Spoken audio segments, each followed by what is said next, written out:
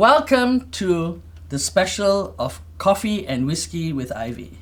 This is the end of May, so the special is based on labour issues in Singapore.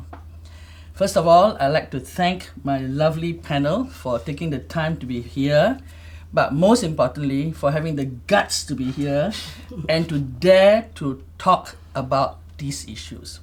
Now, this conversation is a one-way conversation. In other words, I ask you a question and you speak. I do not want to try to justify anything because I have nothing to gain from trying to justify policies. So you can say anything you like. And most important, don't give me any fake news because we might go to jail together. Hi, my name is Farisha and I'm 26 years old and I'm a business developer. Hi, my name is Manda Fu. I am 33. I'm an entrepreneur and an activist. To be entirely transparent, I should also tell you that I'm Ivy's scribe, her PPS, and I've been so for 10 years. Hi, I'm Constant. I'm 57. I'm a freelance retired consultant in information technology fields. My first question is, what labour issues concerns you most in Singapore? One of the most prominent issues is the discrimination towards private institution undergraduates. According to the general consensus that after 6 months of graduation, you should be able to find a job.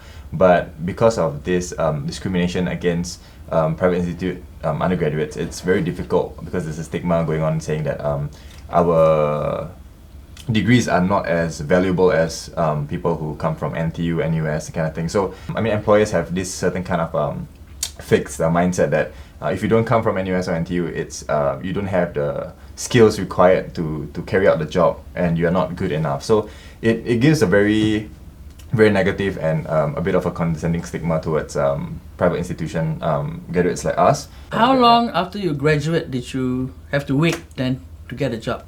For me, I was fortunate enough to be able to find a job after roughly around 5 months, which is shorter than the estimation time, which is around 6 to 7 months. Mm-hmm. But most of my peers who graduated in the same in the same uni as me, they have a harder time finding jobs. Are these kids from across the Chinese, Malay, Indian and others, or is it the more skewed against the minorities? I would certainly say there's no prejudice against minorities. It's all across the board. It doesn't matter if you're Malay, Chinese or Indian or whatever. Okay. Since I'm a retiree and I have already been servicing in the labour force for more than 35 years, I actually didn't think too much when I was young. At the 19, immediately after my junior college, I started working because I have a family of 12 to feed. Our country are very lack of natural resource and things like that, and they only focus on human intelligence. But the human intelligence has that much to offer when your country does not require the actual human intelligence when you automate everything. So there is actually a gap between going digital all out or going technology all out, but all this technology implementation actually kills the job. So basically, the entire syllabus that they create for university as well as the foreign university that they bring into Singapore did not position the student to have a so-called sustainable employment within Singapore itself. But I just wanted to ask a question since she brought this up. I mean, if you viewed that this was with so much experience that you have, viewed that this was a big problem for Singapore, that digitization would put us in such a precarious situation of unemployment. The leaders must know this. Why do you think they are going head on into this future when they know it would displace so many Singaporeans that are not sufficiently skilled for this sort of new environment? What made you think that the leaders knows it? Good question. Very good question. The biggest issue for me in the labour scene today is the toxic work culture that a lot of Singaporean and even international companies that relocate here have. The toxic work culture comprises of people being very unproductive, working very long hours, achieving almost nothing, and then feeling very entitled to their jobs and to the benefits that the jobs supposedly are supposed to give them. I see friends, people that are my age, in their early 30s that have families, that have young children, working 10, 12 hours a day in the office, or even more during peak periods, because they feel that they need to put in the hours, even though they finish their work very early. They feel that they cannot go home because their bosses are not home yet, or because they are being watched and will be betrayed by teammates that will tell on them that they go home a bit early. In the service sector, that also work 14, 16 hours standing sometimes because there is a lack of labor there. And again, a toxic work culture where the supervisor forces them to do it. And with this kind of toxic work culture, you don't encourage people to get motivated from within to do well in their jobs. It becomes clocking time. It becomes doing the least possible just to get by for the next promotion, or just to get by to keep the job. And this will have a very big impact on Singaporean companies, especially small ones, because then we cannot make the quantum leap to become companies that are productive for the new economy. Who sets this toxic culture? Everybody, Ivy. I mean, I think that it's, that's why it's branded a culture. It's not one person, everyone from the middle management to down to sort of the junior levels, they want to show that they are the most hardworking, and the measure of that hardworkingness, that diligence, is the number of hours they are in the office. Foreign workers seem to have the raw end of the stick. In our country, they're not paid regularly, they work very long hours, etc., etc., etc. Whose fault do you think this is? Is it because they are lazy, because they are stupid, because employers are cruel, or our country's system is wrong? I think that it is the employers that are at fault. Employers do not need a set of rules if they know what to do right, if they work by their conscience. And employers should give reasonable working conditions to foreign workers. So if a foreign worker is not paid on time, if he's overworked, if his living conditions are terrible, it is entirely the employer's fault. It should not be blamed on the government. Of course, the government has a role to step in. If not only if laws are broken, but of course if something is not morally right as well, they have the obligation to step in. But I feel that the onus is on the employer to provide good, fair working conditions to the foreign worker. But Manda, don't you think the government is to be blamed because they brought in all these millions of workers and they know that there is no proper housing for them? Even to this day, many of them are living in shabby conditions. Ivy, the government didn't bring them in. The government allowed the employer to bring them in. Exactly. But that is a problem. Yes, exactly. So if the employer himself or herself does not intend to treat these foreign workers in a reasonable and humane manner, they should not bring them in.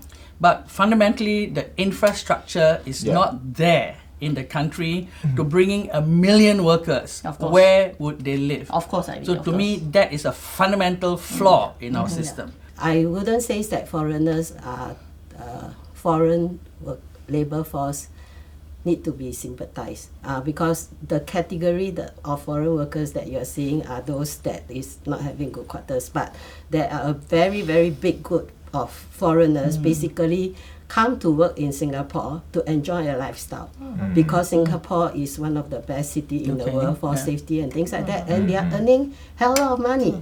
They don't contribute to our infrastructure building. They basically work for a few years, get good money, and then after that they will close down their company over here and go back to their country. And they are actually depriving our locals, or so-called resident labor force, a good job. Why don't the average Singaporean therefore take opportunity of our good infrastructure, our system, and start their own businesses? It's not easy to start business in Singapore. Foreigners are people like big corporations that are bring in by EDB. They basically just sign a piece of paper and says that you give me this piece of land, that like Facebook, you give me this piece of land, I built a 10-story building, but inside this building, out of the 8,000 employees maybe I host in the building, 90% are actually foreigners. So you only have 10% of job available for the local Singaporean, because they said all my equipments are being trained to Singaporeans don't have the skills. foreigners. Yeah. Singaporeans don't Yeah, have the the skills. skills. So, in Singapore, we pride ourselves in the tripartite arrangement, the government, the union, and the employer. And they say it's a perfect It situation. should be the government, the employer, and the workers. Yeah. Do you think the tripartite arrangement has really helped the Singaporean earn a good living wage? Well, I think if it has worked, I don't think we would be here like discussing this anyway. I mean, the reason why it hasn't worked is because if you see like the general consensus, general happiness is that people still think they're not earning enough. People still think that we are given this false image that Singapore is a very happy living environment when actually people are struggling. People are really putting their hours to make ends meet. And the tripartite has a lot more to do in terms of providing a better infrastructure, like what you said, providing a better sense of empowerment towards people. There's this thing called the skills future thing where you train people to do things, but I think there should be another concept or another thing where they should introduce that will allow people to not only be trained but also to enter into these jobs much easier, because as of now the unemployment rate keeps increasing. For this first quarter it's like 3.2% increase based on the previous year. So there should be more things done in terms of getting Singaporeans who are very skilled at what they do, who are capable of doing a lot of things, to get to a level where they are able to provide more for their families. As a Singaporean and as a young person, I would say that the tripartite system does not benefit Singaporeans workers. It benefits the government and employers. It is a collusion between the two to keep the workers weak.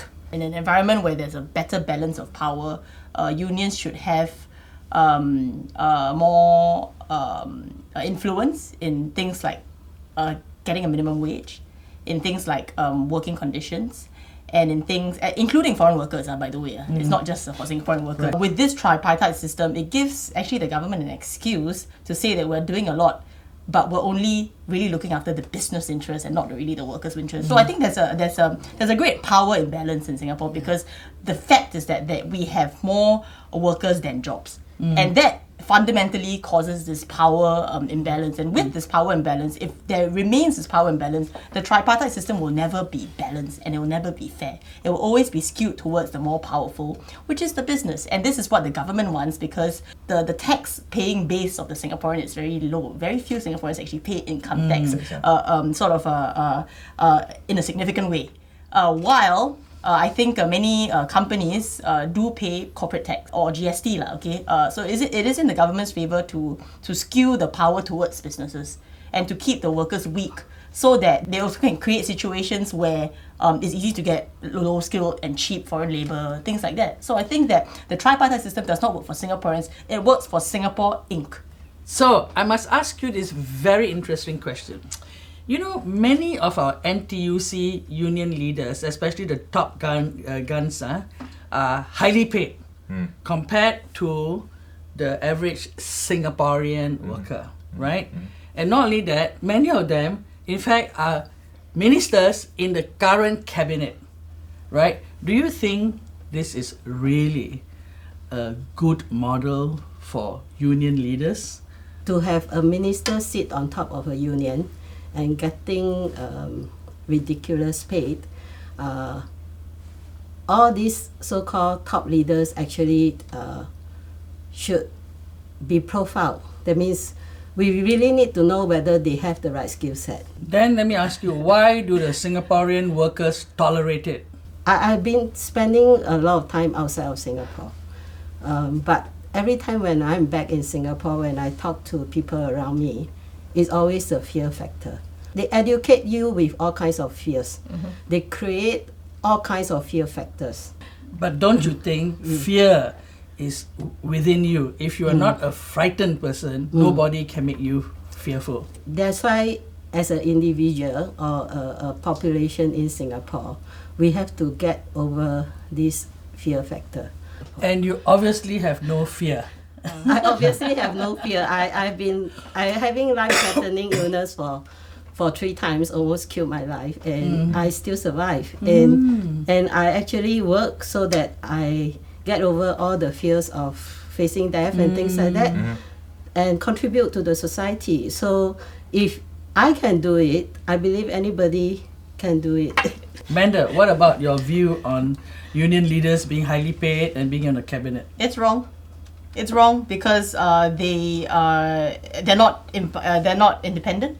They're not impartial. You know, if you're representing the government, you should not be representing the union, because already that shows that collusion. You know, they can work together, they can collaborate, but they should not be literally in bed together. So I think it's wrong. I also think that the fact that union leaders and, you know, in a broader sense, ministers earn gross sums as compared to the average Singaporean is also very wrong.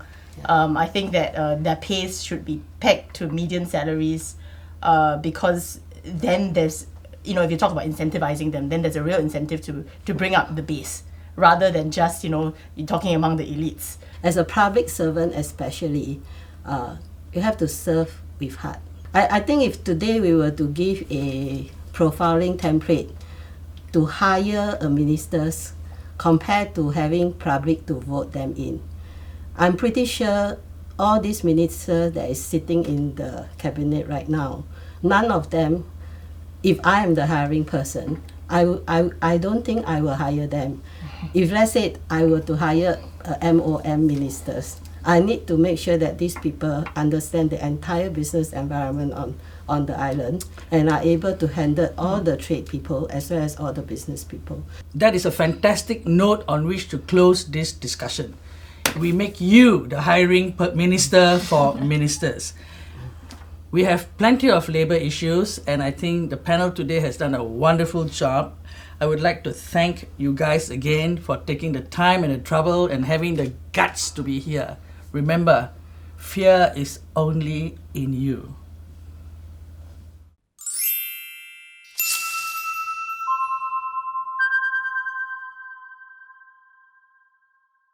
Thank you for watching this episode of Coffee and Whiskey with Ivy, and remember to subscribe.